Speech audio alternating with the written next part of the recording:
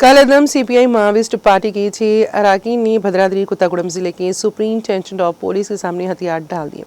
मज़कूरा माओविस्टों ने भद्राद्री कोत्तागुड़म पुलिस और 81 और 141 सीआरपीएफ बटालियन के एहलकारों की तरफ से किए गए ऑपरेशन श्वेता इक़दाम के तहत भद्राद्री कोत्तागुड़म जिले के एसपी के सामने हथियार डाल दिए।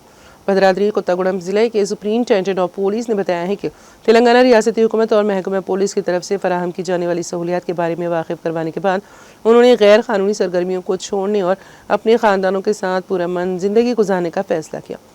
ऑपरेशन श्वेता प्रोग्राम के तहत जनवरी 2025 से जुमला 320 माओविस्ट अरकान ने हथियार डाल दिए हैं। महकमा पुलिस हर दूर दराज कबायली इलाके को मियारी तालीम और सेहत की सहूलियात फराहम करने के लिए कोशा हैं। उन्होंने कबायली अवाम से अपील की है कि अगर आप माओनवाज पार्टी को अपनी हिमायत का इजहार करेंगे, खवा एतमाद या खौफ की वजह से आपके कबायली इलाकों में कभी तरक्की नहीं होगी। जमहूरी हुकूमतें ही तरक्की कर सकती हैं।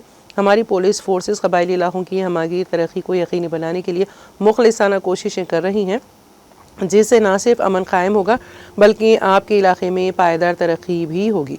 जिले एसपी ने बताया है कि फौरी इमदाद के तौर पर हथियार डालने वाले इन 6 माओनवाजों अरकान को माली इमदाद दी गई हैं।